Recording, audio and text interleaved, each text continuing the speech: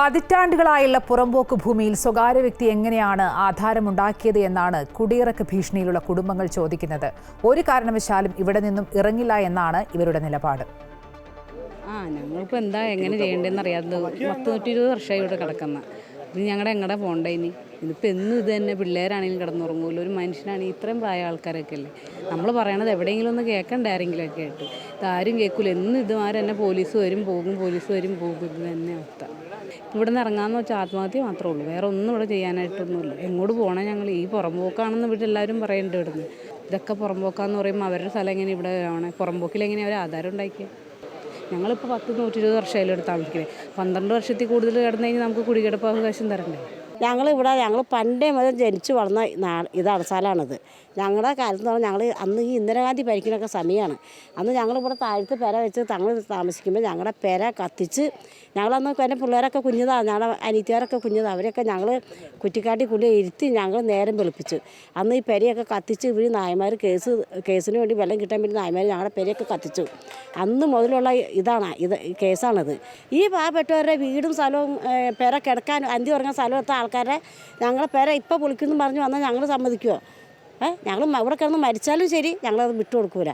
മോളെ, ഇത് ഞങ്ങളിവിടെ താമസം തുടങ്ങിയിട്ട് ഒരു 72, 73 കാലഘട്ടങ്ങളിലുള്ള കാരണന്മാരായിട്ടുള്ളതാണ്.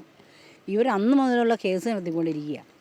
ഈ 9 വീട് പണിത് ഇവരുടേതാണെങ്കിൽ തന്നെ ഇവർക്കത് സ്റ്റേ ചെയ്യാൻ പറ്റില്ലായിരുന്നോ? കല്ല് ഇട്ട സമയത്തോ എന്തെങ്കിലും ചെയ്യുന്ന സമയത്ത് സ്റ്റേ ഇല്ലേ? കാലകാലം ഇവിടെ താമസിക്കുന്നതാണ്. ജനിച്ച മണ്ണാണ് ഇത്. വെട്ടി പോകാൻ തയ്യാറില്ല. ഏതെങ്കിലും സുഖമില്ല, മരിക്കാറായി. ഇവിടെ കിടന്ന് മരിക്കുക, അല്ലാണ്ട് പിന്നെ ഇവിടെ പോവാം. ഞങ്ങൾക്ക് വേറെ ആരുമില്ല, ഞങ്ങൾക്ക് വേറെ മണ്ണുമില്ല. ഈ ഗവൺമെൻറ് ഭൂമി ഞങ്ങൾക്ക് പട്ടയത്തിന് വേണ്ടി അപേക്ഷിച്ചപ്പോഴാണ് ഈ കേസായിട്ട് അവർ എന്നും പറഞ്ഞിട്ട് വന്നത്. ഞങ്ങൾ പുറമ്പോക്ക് ഭൂമിയാണ് ഞങ്ങളുടെ കൈവശിരിക്കുന്നതാണ്. ഈ റിപ്പോർട്ടിന്റെ കൂടുതൽ വിശദാംശങ്ങളുമായി കൊച്ചിയിൽ നിന്നും അശ്വതി ചേരുന്നുണ്ട്. അശ്വതി, ഈ കുടിയൊഴിക്കൽ നടപടി തുടങ്ങിയതോടുകൂടി വലിയ ആശങ്കയിലാണ് ഈ കുടുംബങ്ങളെല്ലാം. ഇപ്പോൾ നമ്മൾ ഇവരുടെ പ്രതികരണമൊക്കെ കണ്ടു. എന്താണ് അടിയന്തരമായി ഇവർ ആവശ്യപ്പെടുന്നത്?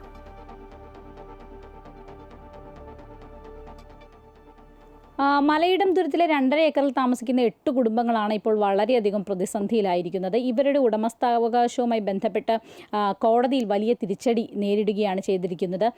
ഈ പ്രദേശം അളന്നു തിട്ടപ്പെടുത്തുന്നതിന് വേണ്ടിയിട്ട് അഭിഭാഷക കമ്മീഷൻ നിരവധി തവണ ഇവിടെ എത്തി. പക്ഷേ പ്രതിഷേധത്തെ തുടർന്ന് തിരികെ പോവുകയാണ് ഉണ്ടായിരുന്നത്.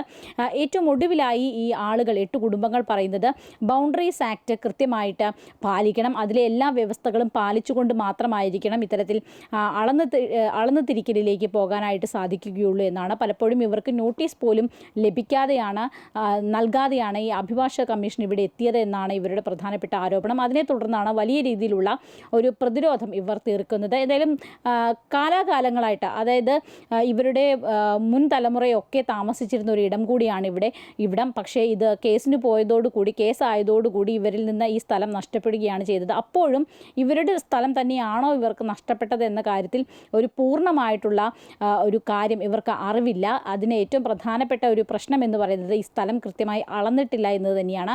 അത് അളന്ന് തിട്ടപ്പെടുത്തി ഇവരെ ബോധ്യപ്പെടുത്തണം എന്നതാണ് ഇപ്പോൾ നേരിടുന്ന ഈ പ്രക്രിയയിൽ ഏറ്റവും നേരിടുന്ന ഒരു പ്രതിസന്ധി.